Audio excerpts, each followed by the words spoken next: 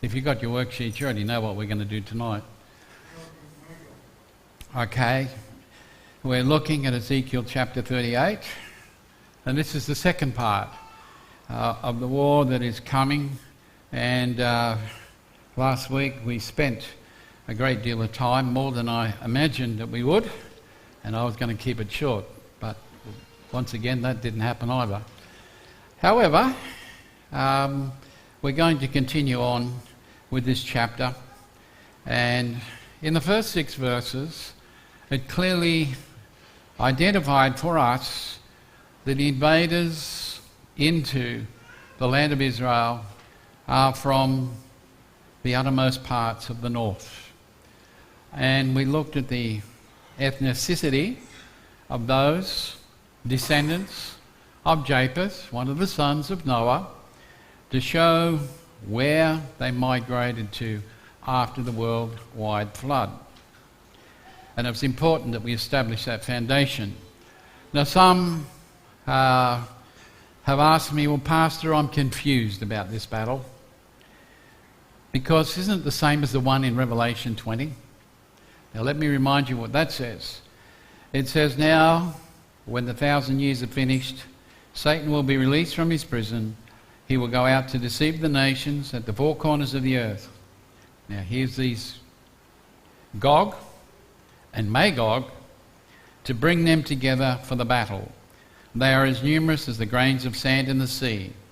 They went up on a broad plain of the earth and encircled the camp of the saints and the beloved city. But fire came down from heaven and devoured them completely. And the devil who deceived them was thrown into the lake of fire and sulphur, where the beast and the false prophet are too, and they'll be tormented there day and night forever and ever. Is it the same battle that's talking about here in Revelation? Well, I'm not going to tell you tonight. I'm going to make you wait a little bit longer. I will say this, just to whet your appetite. They're 2 different battles, 2 completely different battles. At different times they take place. And then last week there were some that asked, well, Pastor, what about Psalm 83? What are you going to do with that one? Has anyone read Psalm 83? After tonight you will. But there are those who have thrown Psalm 83 into this mix as well, to say this is, well, if it's not exactly the same, it's got to happen beforehand. And it was something that's been promoted by Bill Salas. He wrote a couple of books on this and has taken this position. Now, I'm not going to deal completely with that tonight. I'm going to deal with it completely when I've finished this chapter, so that I don't confuse you by going backwards and forwards. But I want to show you some of the differences and let you make up your mind whether you think it's possible or it's someone's imagination. But just be prepared.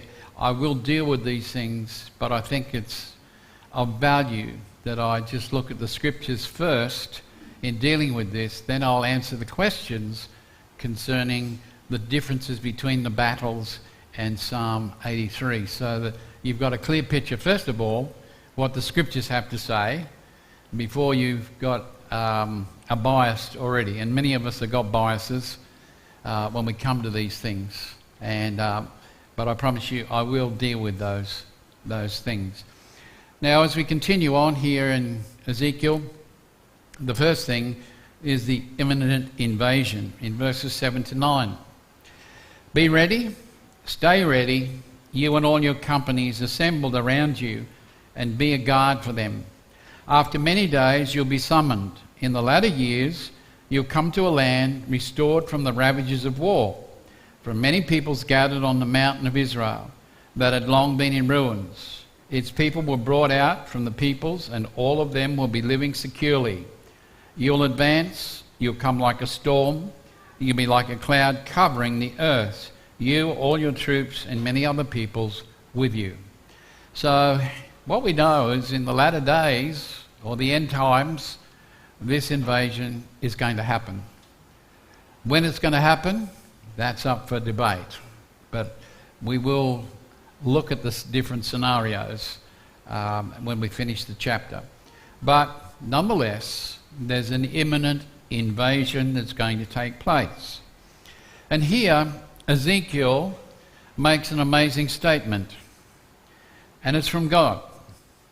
And he's telling the chieftain of this confederation of nations to make sure, if you like, him and all his cronies are ready and willing to go at a moment's notice. That's what he's indicating. In other words, they're to be in a state of readiness,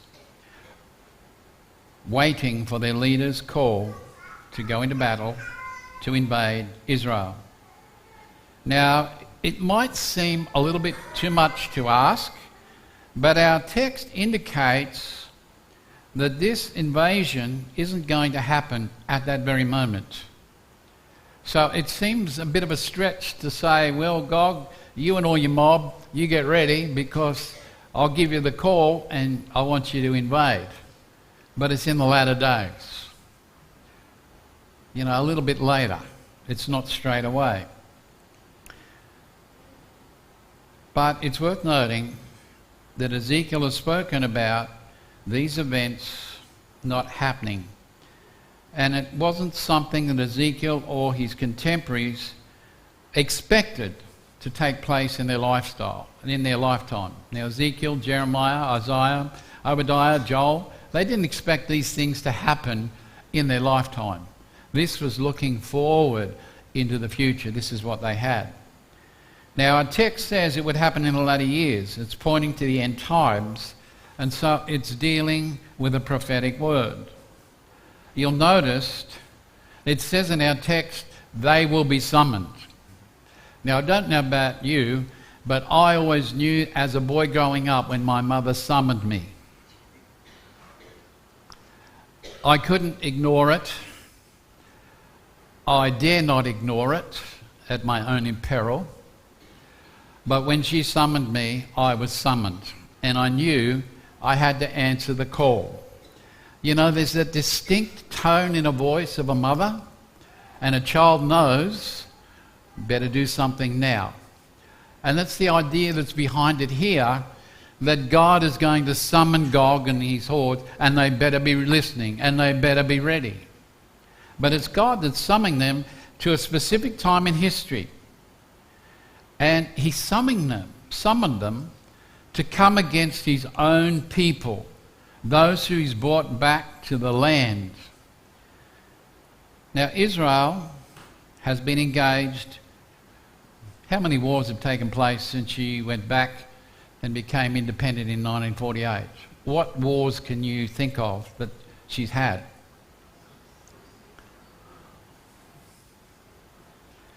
Well, right from the get-go, in 1948, she was fighting for her life when she was given her independence. The Arab nations decided this is not going to happen, and they came against her. And then we have the 67 war, and what happened there? You know, they are a poor nation, they didn't have much, but after that they had plenty of weapons because the Arab nations just left them. And of course in 73 there was another war, and so we see that Israel has had a number of wars since her independence from the nations around the world.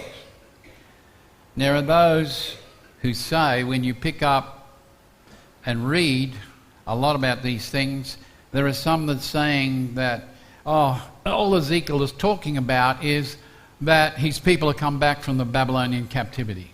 That's all he's talking about. That's all it means here. But you know what? It doesn't fit the text. Because it doesn't say that God's people who are held in captivity in Babylon, they all came back from Babylon. Because we know from Ezra and the others that some chose not to come back. They were quite happy to be in Babylon. But our text says they came from all over the world. God brought his people from all over the world, so it's not Babylon. Also, where does this conflict take place? But where specifically? And this is what a lot of people forget. Is it at Jerusalem? Is that where it's going to take place?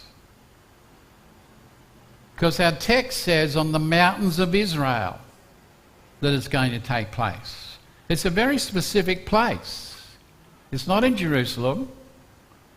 It's going to be on the mountains of Israel, which would have been a continual waste, a period longer than the 70 years of captivity in Babylon. Now the people of Israel have been brought and are being brought back to their homeland by God.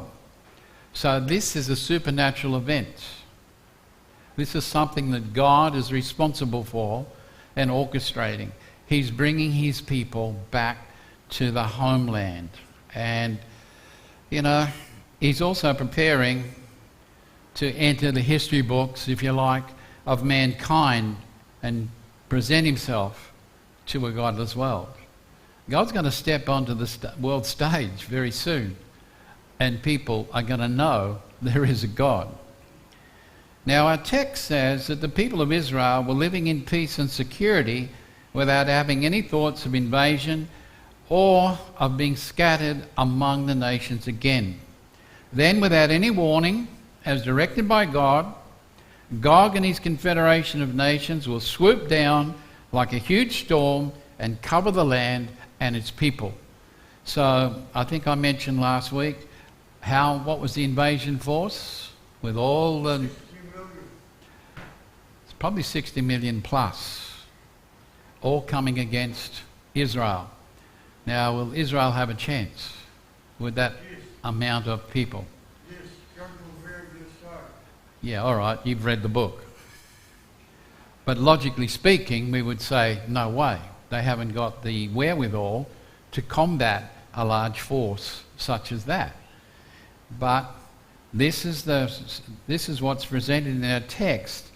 This group will come over the mountains to invade Israel and cover its land like a huge storm.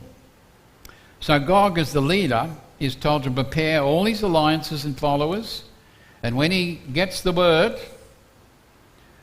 he's to organise them and have them ready. Now, I don't know about you, but to get 60 million people organised to go to battle is not an easy task. Now, maybe it's easy with some of the technology that we've got, but even so, the logistics of moving people that quickly and that fast and having man and machineries in line is not an easy thing to do. But this invasion is imminent. Now, there'll be many that argue it happens before the tribulation, it happens in the tribulation, it happens at the end of the tribulation. No, it happens at the end of the millennial. Oh, it just happens. Well, it is going to happen. But it's imminent. And it can take place at any moment. To be honest with you, there's nothing whatsoever to stop it from happening in our modern world. And if we're in tune, we can see the nations of the world and their alliances as they're being moved into place. All you have to do is keep an eye on the Middle East and what's happening. And it's like a chessboard. The pieces have been slowly moved into position. Is that coincidence? No, that's been orchestrated. And what God says to Gog is, you be ready when I tell you. And you move all your forces when I tell you. Will it happen in our lifetime? Yes. Will we be here to see it?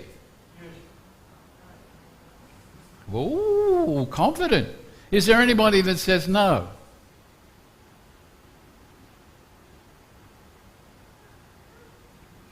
There's 3 of us that said no. What about the rest of you? I don't know.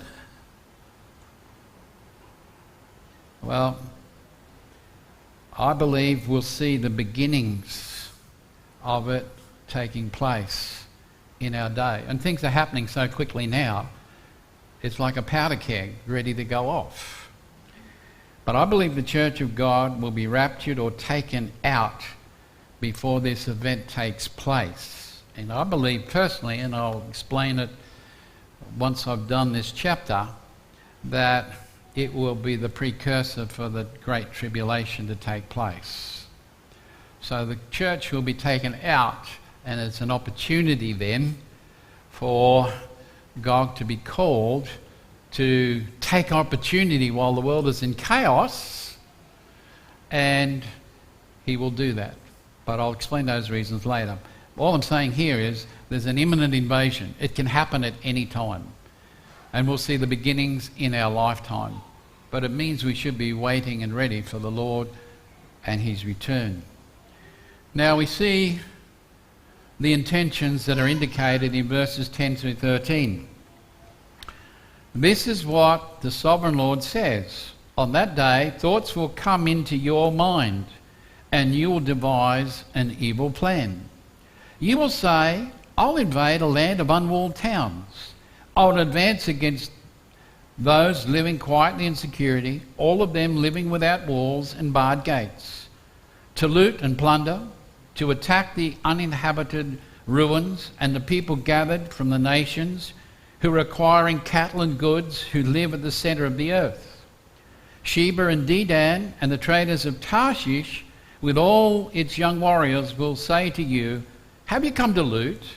Have you assembled your armies to plunder, to carry away silver and gold, to take away cattle and goods, to haul away a great amount of spoils? Here we have the intentions revealed. Why would Russia and its allied associates want to invade Israel?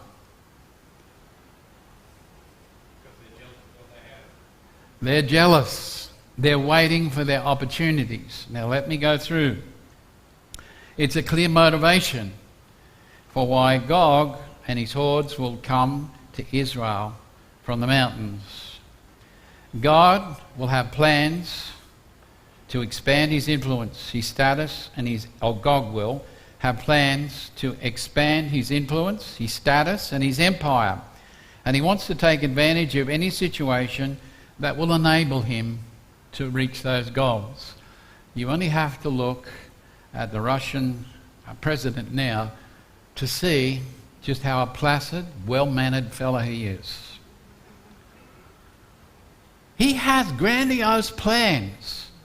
They're not going to get rid of him till 2036. He's in power. He's put himself there. And he has goals. He has dreams of being a superpower once again. Now he looks at Israel and he thinks, this is my opportunity. It seems simple enough. Israel will be at peace with no walls around the city protecting her. And he thinks, we're just going to go in and take everything they have. And you know what? No one's going to be able to stop us. No one. Now in our text, there are two nations that will oppose God and his hordes. They name Sheba and Dedan. And they will make life a little difficult for these invaders because they will be aggressive and antagonize them because they align themselves with the nation of Israel. Now the question that is most asked, who is Sheba and who is Dedan? Who are they? Where do they come from? Surely if you've looked at Scripture and you've looked at this, you must have some idea of who you think Sheba and Dedan are. What if I was to say, it's America?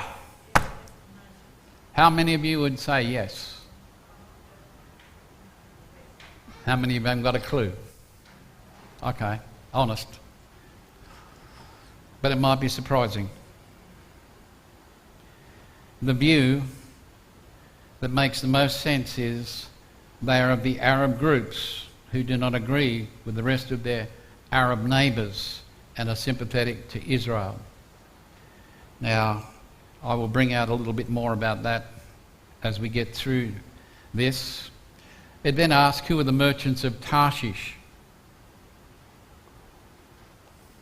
You see, we read all these, we think, oh, strange names. But do we bother to look up and have a look and see who and what they are? But Tarshish is a word that is identified as far west Europe. It also includes part of the nation of Spain. And if you go a little further into the etymology of the word Tarshish, there's a connection to the British Isles. And it's taken from the old Phoenician records where the British obtained tin from Tarshish. The old name for the British Isles was Rule Britannia.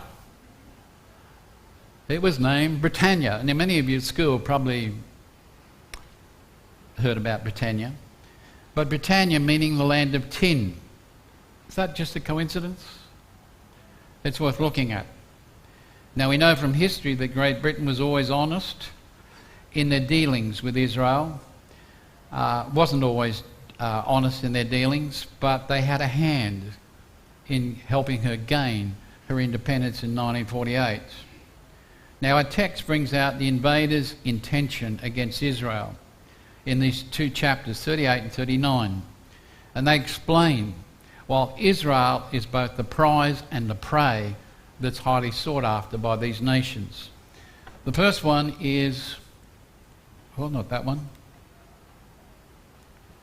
I must have missed. Oops. Wouldn't I be glad if it was finished? No, I've left it out. The first one is one of many reasons, but this is what we're seeing happen in our day, is the rise of anti-Semitism. It's rising. And what that means is there's a hatred for the Jewish people and everything they stand for. That's what we call anti-Semitic. It's a hatred for the Jewish people and everything that they stand for. Now it's interesting, doing a little bit of research in Russia's history. Now how did they treat the Jewish people who lived in Russia before the communist regime took hold? How did they treat the Jewish people?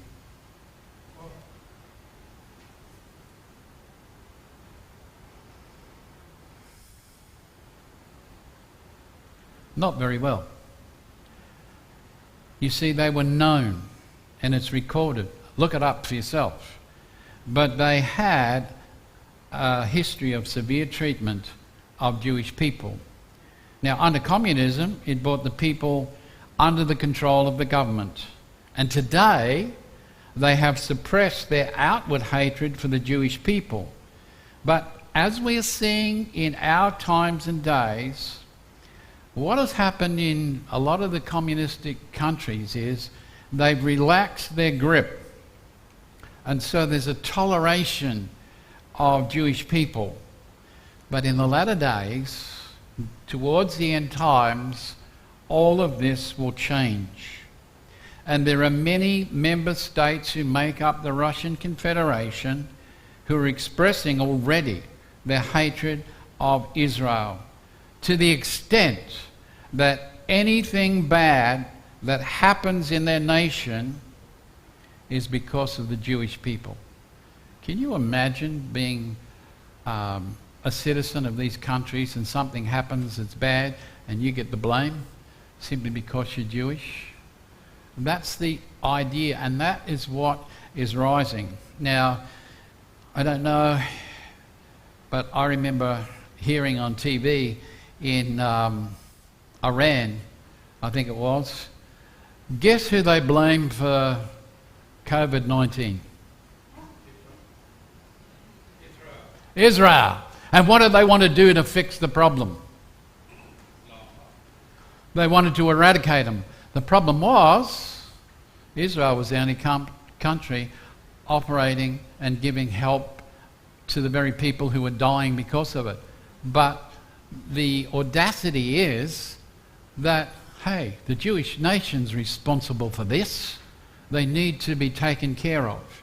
So anything bad that happens, guess what? It's the Jewish people. However, since the USSR has fallen and collapsed, Russia is missing her days as a superpower in the world.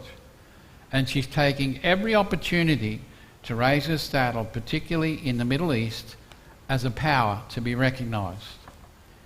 Now, according to the Independent Intelligence Agency, there are many leaders in Russia who believe that once again they can become a world superpower by aligning themselves to the Islamic nations surrounding Israel. That's a known fact. Now, it might be hard for us to swallow or even accept, but in the early 1990s, the Russian government made it mandatory that Arabic was the second language that was to be taught throughout their schools, believing that their future as a nation lies with the Islamic nations of the world since 1990. Amazing. But to many Russians, Arabic is a second language. They grew up with it. Now, that's one. But another reason, Ezekiel also presents another motive. They are to take, spoil and prey. Now, if Russia and our allies invade Israel, it will have a waterway into the Mediterranean Sea and a bridge to the Western world, as well as a waterway across the Arabian Desert into the Persian Gulf, which will allow them access into Asia.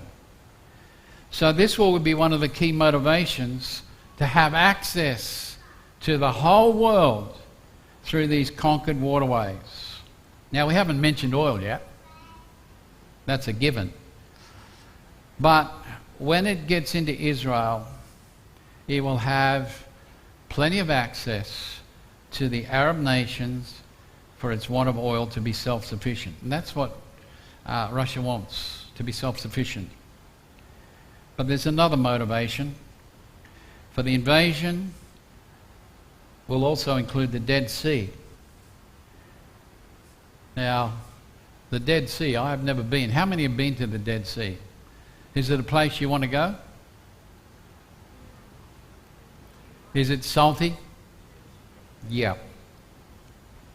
But you know, it's full of mineral deposits that are absolutely priceless.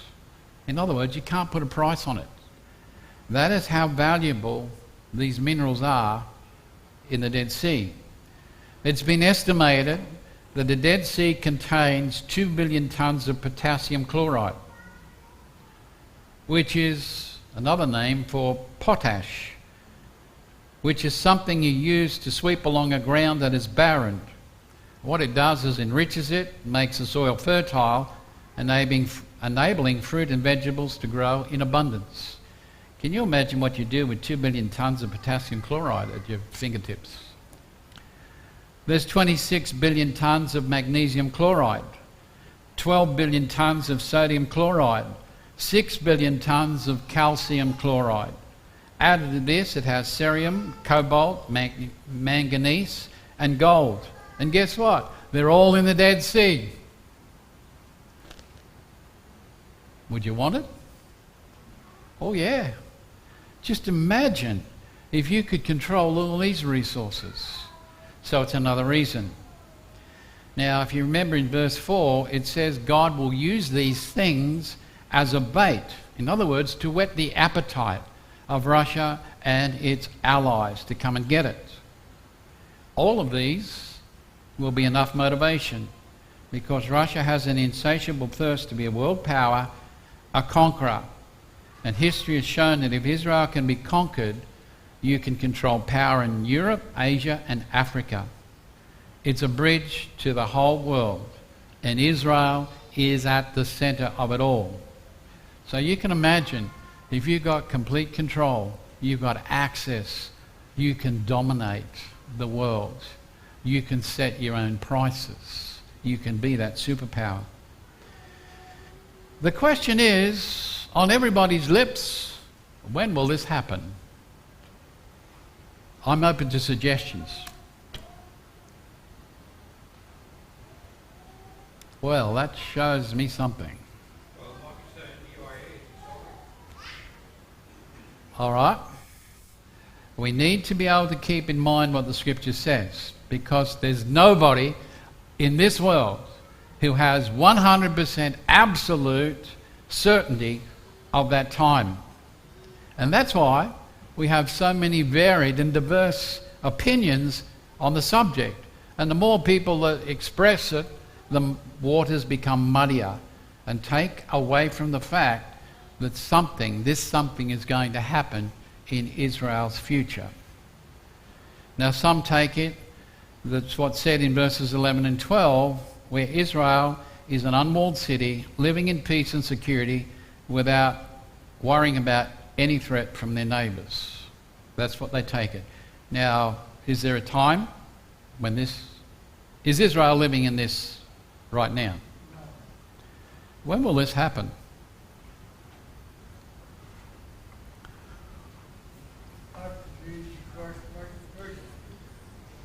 Well, others equate this to when Israel is living in the millennial kingdom, where there's an abundance of peace and prosperity for Israel, and they say this is the time when Russia and the northern allies will strike.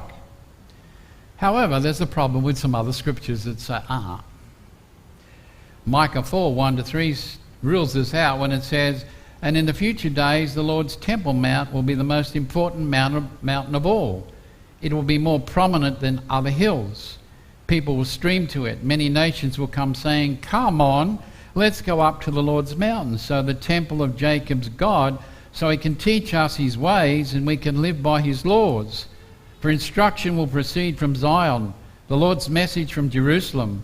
He will arbitrate between many people, settle disputes between many distant nations. They'll beat their swords into plowshares and their spears into pruning hooks. Nations will not use weapons against other nations. They'll no longer train for war." So if I take it from Micah, that rules out it happening then.